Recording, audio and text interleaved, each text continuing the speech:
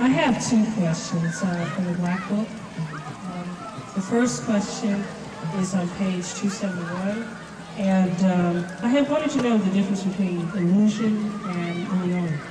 They say they... Between the word illusion and, and the Hebrew word Eliun? Yes, according to the Black Book, it shows that they're related. It's saying they're related phonetically. Just like you can say the little boy from Cuba, his name was Eliun. You know right away they're phonetically related. You follow what I'm saying? And what most people don't realize is all languages on the planet Earth are related. I'm going to come back to your point, but I want to establish something. And a certain person or certain being is responsible for all the different languages on the planet, according to Bible-believing people. Somebody diversified the tongues, caused the Babel, and now people speak different languages. Whoever that person is also the person responsible for racism, separation, and hate.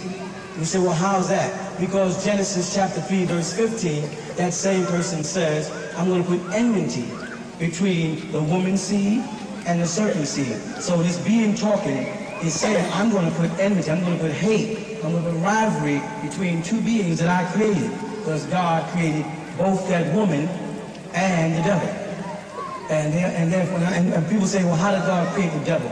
Well, because people say that in the Bible or the Quranic life, that the devil is darkness and God is light. That's why Jesus is early on the star, and God is called bright light, and light is knowledge, etc., etc., etc. But when and if God did create light, and he said, what, let there be? When he did that, he had to create shadows. Because if you create light, you automatically create a shadow.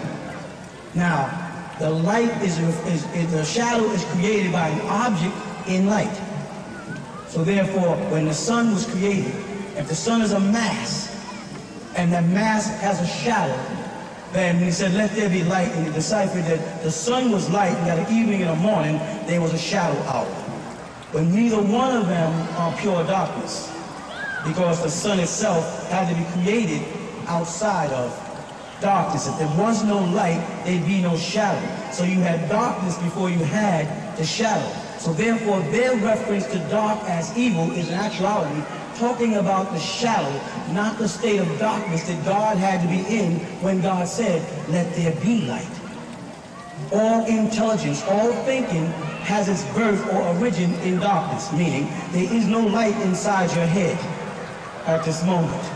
So when you see anything, you look outward apparently and reflect the image inward.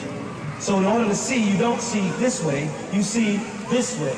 And therefore you're sending light inward to darkness. And when it gets inside the head, it follows through the eyes, through the octave nerve, then it triggers with the brain.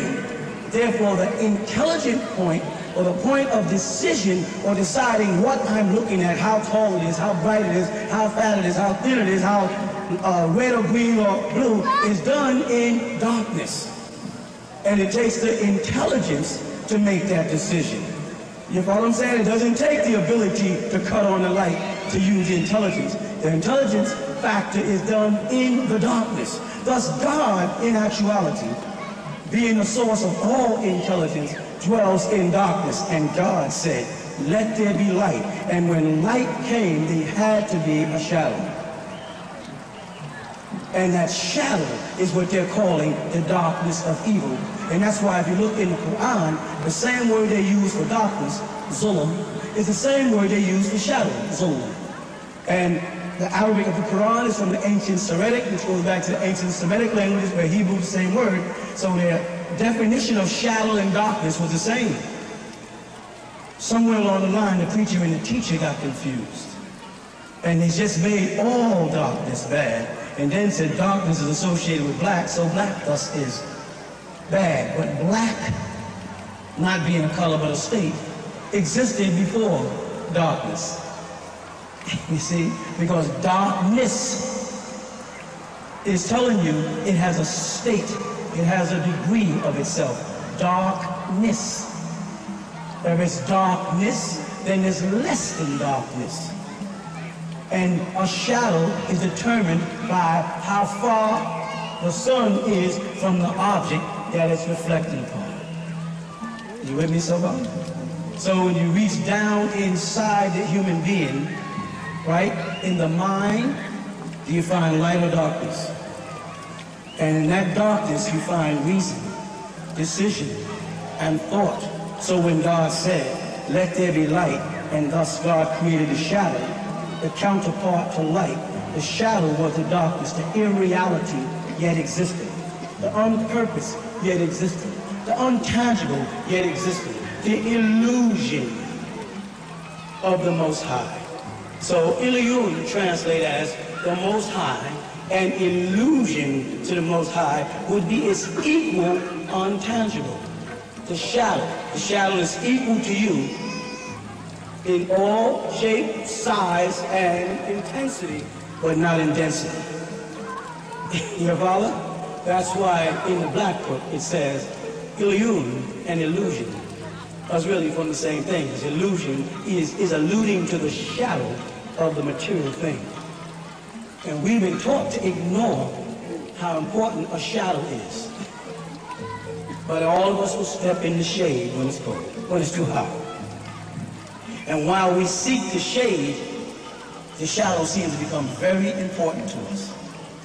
But on a cloudy day, right before a picnic, when we're wishing for the sun, all of a sudden we no longer like the shade. We don't want the clouds to hinder our picnic. Now, go away, clouds. So we've been taught to cast away the dark because it hinders what I can do in the light. Never realizing that anything I do in the light is coming from the intellect.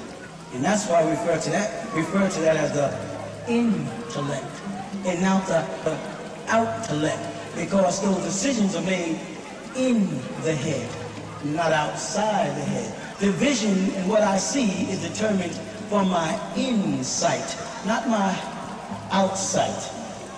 You follow? Okay? I have one other question.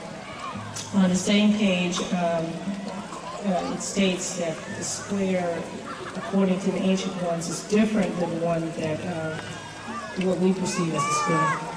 Okay. I want to know how. I'll tell you why. Because when we see a square, we're looking at 4 90-degree angles, right? Is that a square? What is the difference between a square and a cube, geometrically speaking?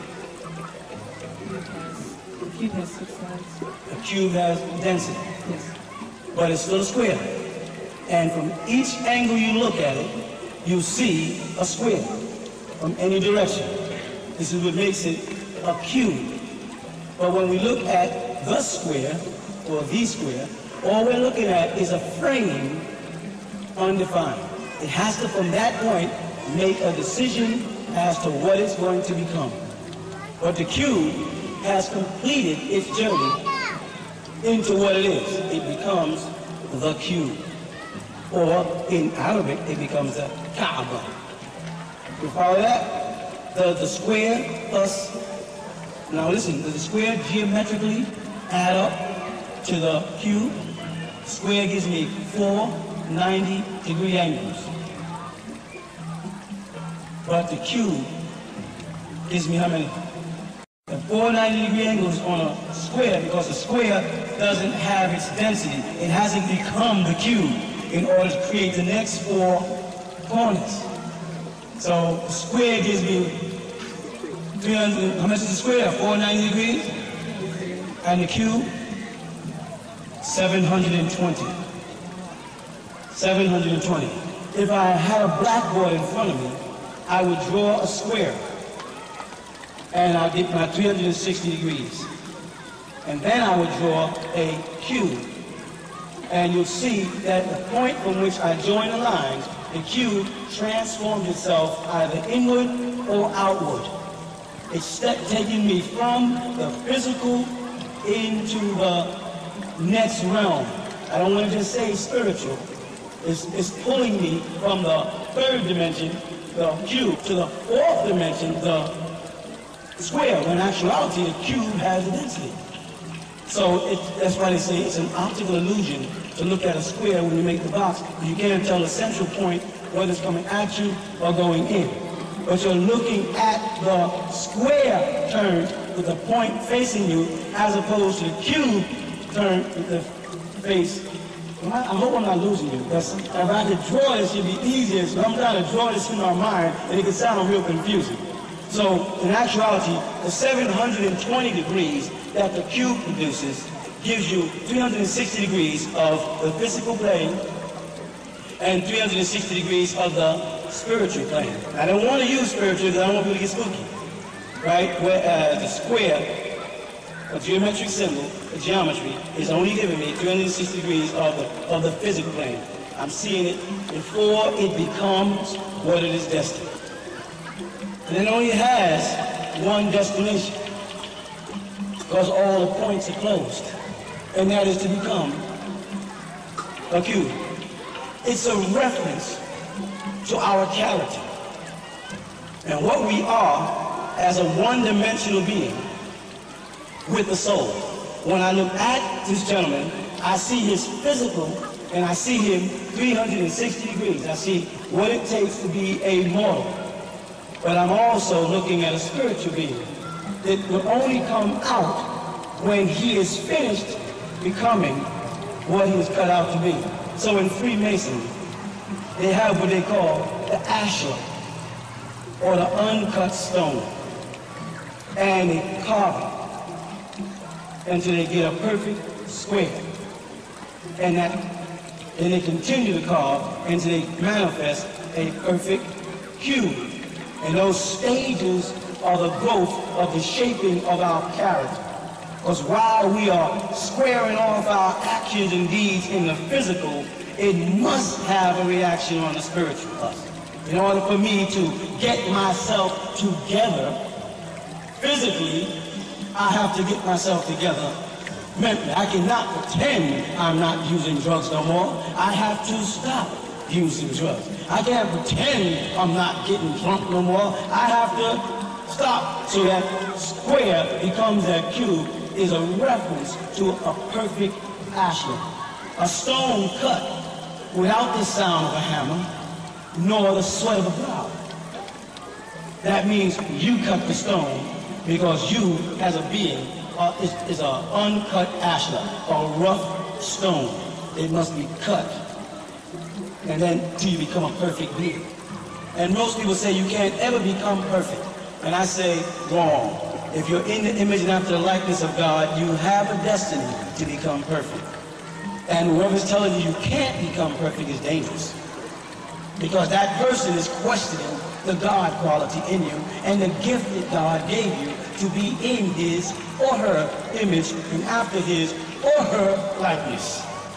You do have a destiny to square yourself off. There's symbolism in the black book. It has yet to be elaborated on. And that's just all one of one. Okay? Okay. Amen. As the mysteries of Egypt intrigued you, the secrets of the pyramids and the scientists that built them, well, now you can have these secrets. Now you can enter into ancient Egyptian order and learn who and what you are. Who built the pyramids? Why? Medicine, alchemy, the secrets of symbolism revealed to you. Enter the ancient Egyptian order now. Right here. Okay, yes, I'm even going to try to find you. Okay. Robert. I have a question. It states that raise small names. Excuse me, I don't want to be rude, but it states. Oh, excuse me, black. Okay. Pardon me. I got to be with you. Okay, in the black book it states that Ray's small name is Elul. And later on in the black book it states that Enlil is called Elul. So I guess my question is, what is the connection, if any, between these two beings having the same name and between the material that you two? You mean these four beings, don't you? Four beings? Because whenever you say Ray, you're saying Atum Ray, Atun Ray, and Amun Ray. And it depends on what known in ancient Egypt you were in at the time, and which one worshipped which deity. See, some, let's say in Thebes, they had Amun-Re. So they refer to Amun-Re there as Re because Amun was understood. And if you went to Memphis, they had Atum-Re. And they just refer to him as Re. So therefore, all of the Anunnaki were Re's. They all fall under the term Re. That did not apply to all of the Sumerians. All of the Neolithic Egyptians, before the word Egyptos was used, were referred to as Re. That did not refer to the dynastic period that came out of them. You follow what I'm saying?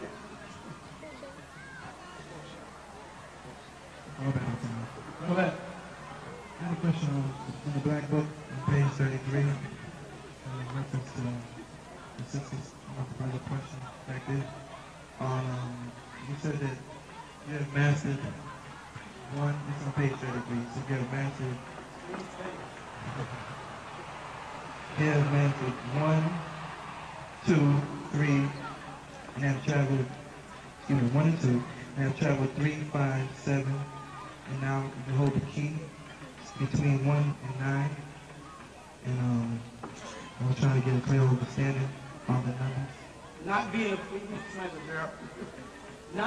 Freemason, you might not understand, but oftentimes in Freemasonry, they might ask an individual, how old are you? And the answer is 1, 3, right, up 1, 3, or 5, right? And that's making reference to which degrees of the ladder of Jacob they have climbed.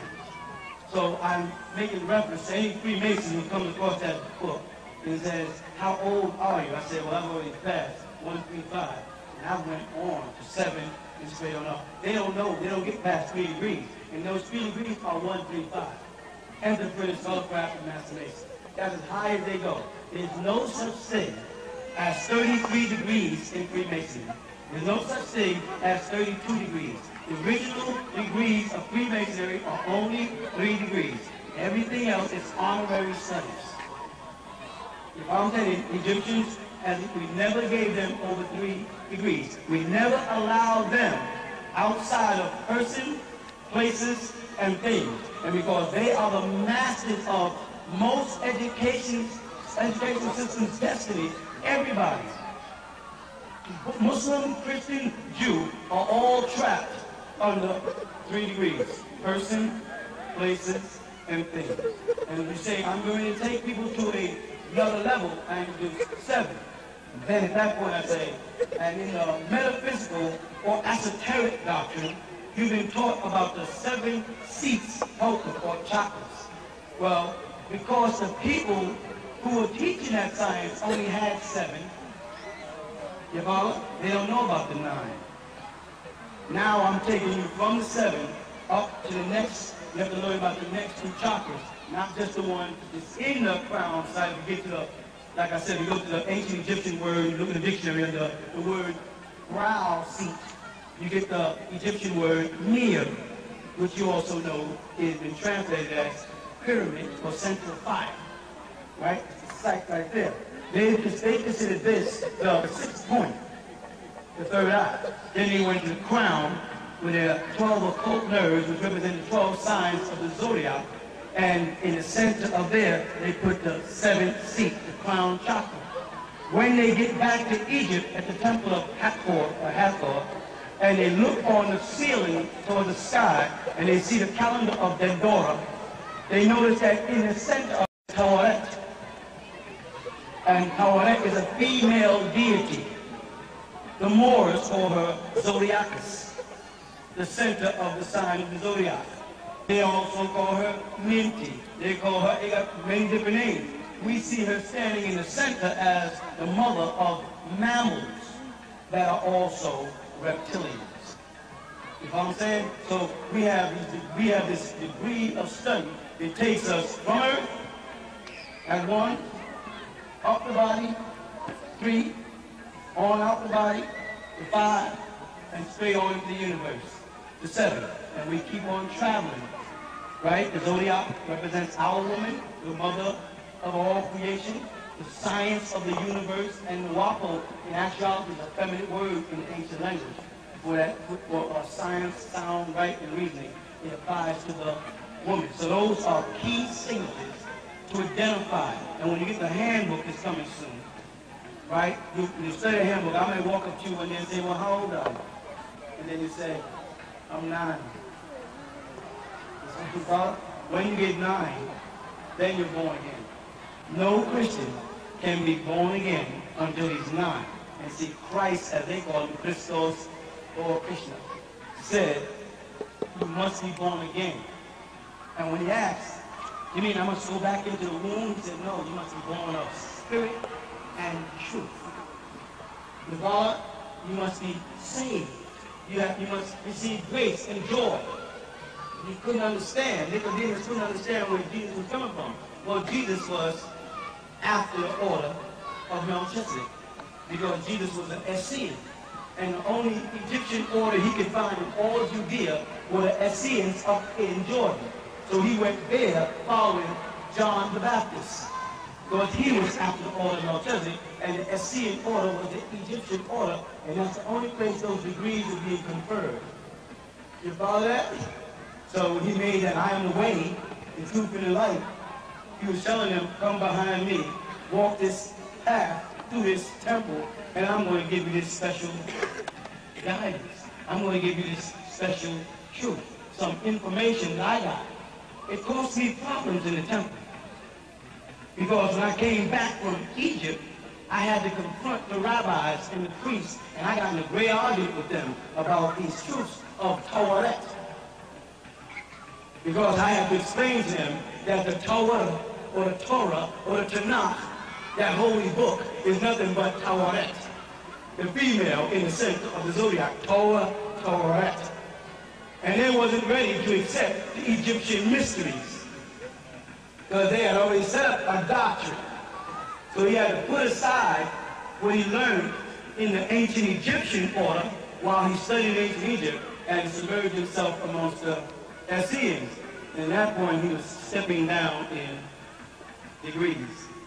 So you'll come around again, I promise you, and you'll read it, and you'll laugh. And then I'll walk up to you sometime between now and then and say to them, say, by the way, how old are you? And you'll laugh when you answer me, when you realize how simple it is. It's explained in the handbook. That it'll be fast to do. All right? But Freemasons do that, 1, 3, 5, 7. It says, how, when they call them Master Mason, they consider themselves 7. And that 7 is what? The highest point on the chakras, or the climbing of the Kundalini, the ladders of Jacob, they get to the top. And you see a Freemasonry chart, you see they have all the degrees going up. And at the top, they have a triangle with an eye in the triangle, and that's when you see the top, the highest so-called degree. And they'll call that 33 degrees, but the manifestation will be Hunsu. Because when they get to that so-called degree, they give you a phoenix bird looking in 2 different directions. And that's the symbol of Hunsu, the healer of ancient Egypt. And that eye is there, is looking down with it. That's the eye of Ra, the sun. They find out that the light that they've been following is really the light of the, he said, I'm the light of the world. In the Holy Quran, it says, Allah is a Nur Samawati wal Ard. Nur Samawati wal Ard. That means the light of the heaven, sky, and the earth. You become the light of the sky and the earth, you are still the light of the world, because you're referring to the sun. You can't immediately adjust that and say the light of the heaven and earth means my mind or my intellect, because I just explained to you that intellect is conceived in darkness, inside the head where there is no light. The thoughts come in there and then they come back out. You follow? So when he says, I am the light of the heavens and earth, the sun. So the Freemason, after all of his traveling toward the light, finds out that the light he was traveling towards was nothing more than the sun. And all the knowledge he got was nothing more than knowledge with inside this earthly range. Sciences, arts, fine arts, mathematics, geometry. And he's like puzzled. And a hand reaches down from heaven and pulls him up out the muck and mire if he wants to step through the mass and become a god. When he becomes a god, they refer to him as a supreme grand master in the lodge, as opposed to simply a master mason or a grand master who can open and close the lodge, but does not bear the title supreme grand master.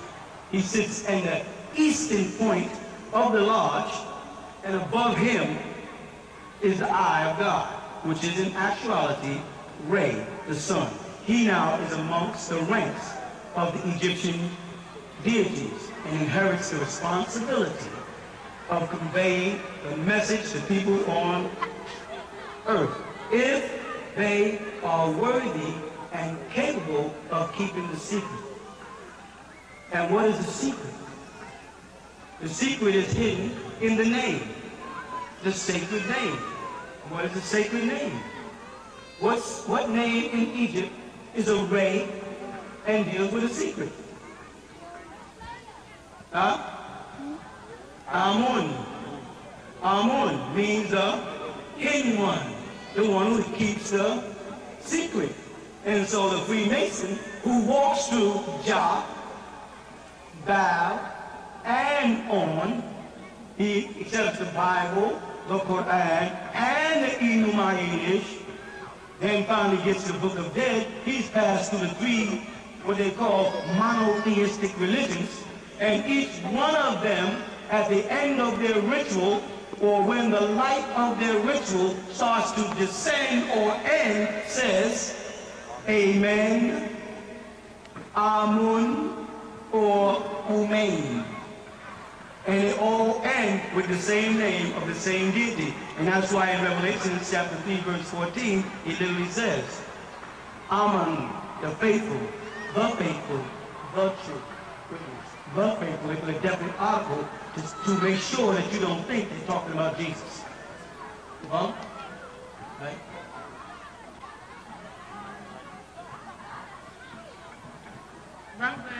Where we are, don't matter. Just go and ask.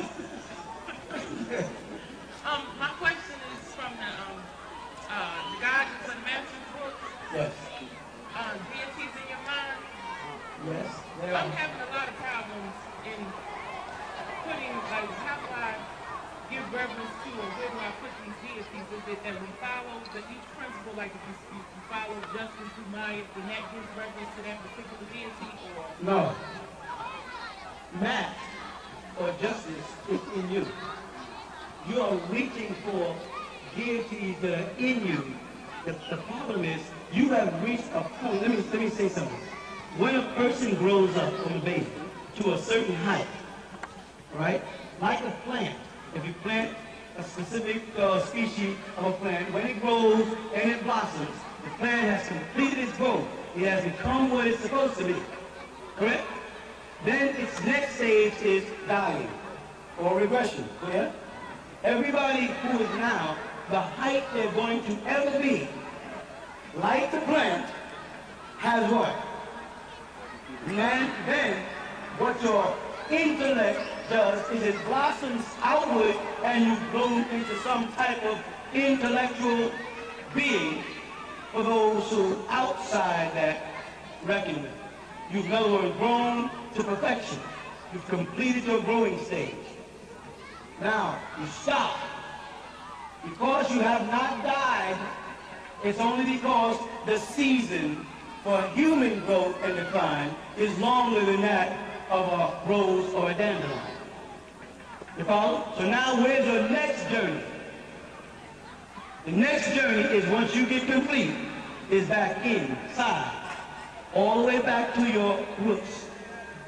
And as you pass to your roots, stop looking for deities as outside entities, statues, or images, because that's what religion has done to us.